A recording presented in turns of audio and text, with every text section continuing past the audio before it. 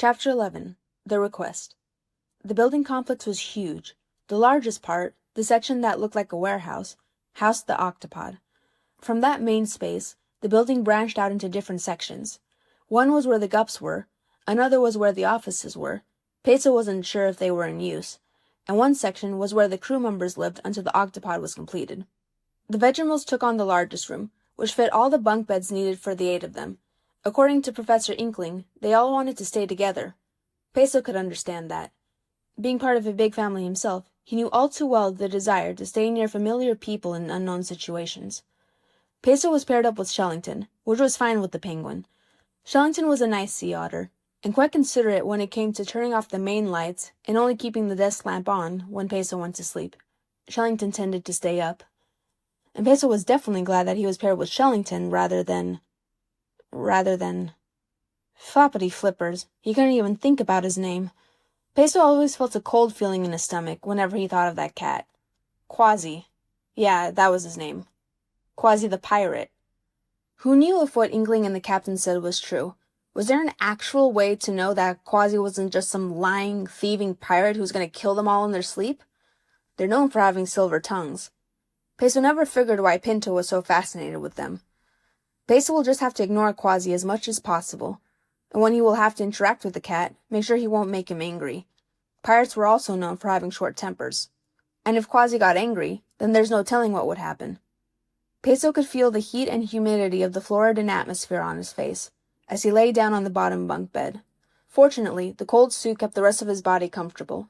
He had been in his room all day. It was the safest place from the pirate, and from talking to anyone else, for that matter. As a medic, there was nothing Peso had to do for the time being. Shellington had gone out this morning, but to where, Peso didn't have the guts to ask. There was a knock on the door, and Peso lifted his head. Is that Shellington? He got off the bed with a thump and waddled to the door. Before his flipper reached the doorknob, though, he stopped. Over the past couple days of rooming with the sea otter, Peso knew that Shellington didn't knock before entering. It must have been someone else at the other side of the door. His throat tightened. Could it be the pirate? Before panic fully overtook him, Peso forced himself to open the door. It swung quickly, but didn't hit the wall. I apologize for disturbing you, Professor Inkling's pleasant voice greeted the penguin. Seeing Peso's frightened eyes, concern crossed Inkling's own. Are you all right? Peso internally sighed with relief. I'm fine. Peso gave a small smile, his jitters going away. You just startled me a bit. Peso was glad that it was Inkling. Out of everyone around the medic, the professor was the creature most familiar to him. I have something to ask you, Inkling said. Before the Octonauts will be officially launched, the crew will have to go through training in a few areas. Tweak will teach how to drive the gups, and Captain Barnacles and I will give everyone protocol and general procedures. Since we'll be going into the ocean, I think it's also important for the crew to be knowledgeable in first aid. Would you mind teaching everyone? His anxiety returned full force. Me? Why, of course, Inkling said smoothly. He smiled gently. It's only fitting for the medic to do so. Peso heard footsteps and looked out the corner of his eye as Inkling talked. Captain Barnacles walked down the hall towards him. Wow, he was so tall. His gait was solid, footsteps confident. Peso could practically feel the strength and confidence radiating off of him. But that also made the captain seem standoffish. The polar bear was on a whole other level than Peso. The penguin would never be good enough as a crew member if the captain was so high above him. Peso's glance only lasted a split second, focusing on the professor when he spoke again. As they continued talking, the captain stopped at the front of his own door, back turned away from them, listening. You could present the information, then have the crew workshop what you teach them, so they could have practice. Tweak is able to open up her schedule for next Tuesday. Would that be good for you? Never would be a good time. Yes, I'll try my best. That was the only thing he could do. Splendid, Inkling smiled. Then I shall see you at the presentation. Inkling said his goodbyes and walked down the hall. Peso gave a weak wave behind him. A presentation? He'll have to speak in front of the entire crew? Not only that, but teach them? He wasn't a teacher. What if he gets tongue-tied and they don't understand him? Peso stood there, flipper on the doorframe, trying to breathe. He can't do this. He seriously can't do this. Excuse me? Peso heard a deep voice. Peso snapped back into reality and was face to face with the polar bear. Captain Barnacles! He didn't know how to act towards him, so he took his flipper off the wall and stood up straight. He saluted. At ease. Captain Barnacles chuckled, waving a paw. You don't need to be so formal with me. The medic put down his slipper. It's Peso, isn't it? Captain Barnacles asked. It seems like you already know a lot of crews' names. That's good. I'm still trying to learn everyone's, but it's a bit hard, especially with all the Vegemals. I'm sure I'll get there eventually, though. The captain's voice was so friendly, so conversational. It stupefied Peso.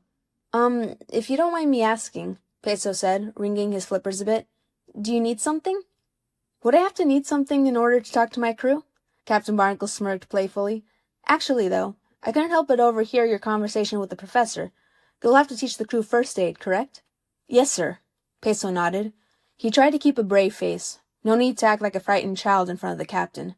I'll do my best to teach everyone. I'm confident that you will, Captain Barnacles replied.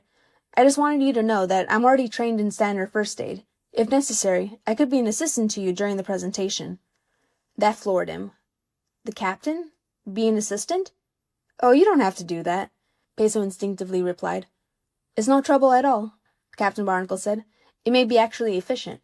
During the workshop portion, as everyone practices the procedures, we can each check on the individuals separately to make sure they're doing it right. He did have a point there. Also, we can split up the presentation into parts and take turns speaking. We can even sit down and write down exactly what we need to say, so it would be easier to remember. That didn't sound like something an assistant would do. Yet, as Captain Barnacles continued speaking, Peso realized that the polar bear was doing this all for him. The captain could probably think up 10 speeches on the spot without any trouble, but it was pretty obvious, Peso wasn't going to lie about it, that public speaking wasn't something he's comfortable with. That was an understatement. It's more like torture.